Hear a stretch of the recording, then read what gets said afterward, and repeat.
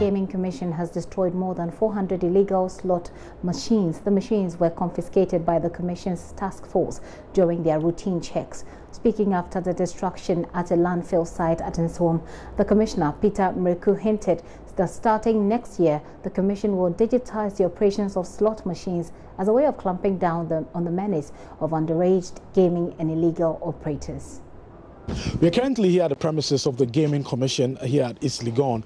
Well, what you're seeing here packed onto this track, these are some slot machines. I'm sure you find them sometimes, in your communities. Sometimes when you step out to town, you see children gathered around it. Sometimes, playing their own games and all of that. Well, these are illegal slot machines, and the Gaming Commission, the authorities here, are going to destroy them at Nsawam today.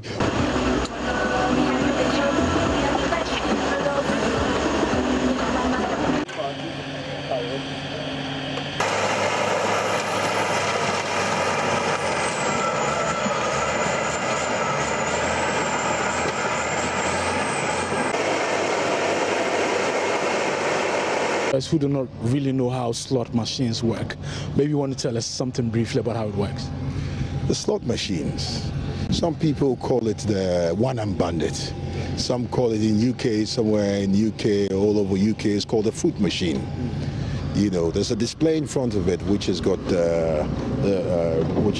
some columns in, boxes in, which you either press it or you either drag the side of it down, and when it rolls around, the sequence comes in. If you have, say for instance, you have 3 apples showing, you've won. If you have 2, you haven't. You continue to do that, and it's all over the country, which everybody is, most of the people in this country are playing around with. Now you've destroyed hundreds of these slot machines. What really triggered the confiscation process, and why did you deem it necessary to confiscate them? You're operating illegally. Okay. You're operating illegally. We're just enforcing the laws of gaming in this country. We're making the laws of the Commission work. Simple. And then you've also been talking about digitization of gaming in this country. You tell us that starting 2018, that's what you're going to roll out. Can you give us some information on that? It's a software. We migrate them. These are analog machines, and it's difficult to plug them in, to plug and check them in. So you have the kids playing and a whole lot of other things going on with these machines. When you're plugged onto a centralized system or a centralized monitoring system, I will be able to monitor you and know who's playing, and know we'll check your revenues, and we check everything on. And you see this country, my government in power, which I am part of it, has got a lot of work to do. We need money to build our schools, our factories, our manifesto promises that we made. These are part of it that we have to do to get it all done. Finally, the major concern for a lot of stakeholders has been underage, gaming. We have the situation where a lot of kids, usually during school hours, you find them, not going to school and then playing some of these games. How is the digitization process also going to change? You see, if you listened to me earlier on with the other interviews that I had, I mentioned that we're going to roll out our underage campaign, which is going to start in January.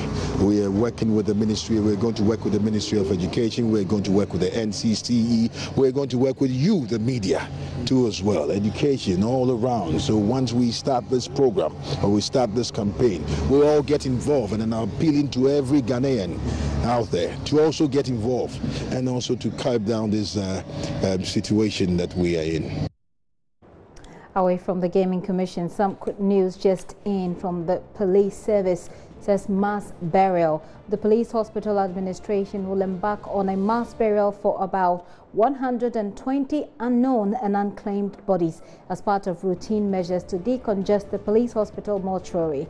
The general public is hereby being informed to contact the pathology department of the police hospital for identification of persons who might have not been seen for some time now as part of the search to avert being added to those earmarked for mass burial after 21 days of this announcement. It is signed by Corporal Faustina Efianu-Nekbeku, the Deputy Public Affairs Officer at the Ghana Police Hospital. There, I'm going to take a very quick break. I'll be right back. Please stay with us.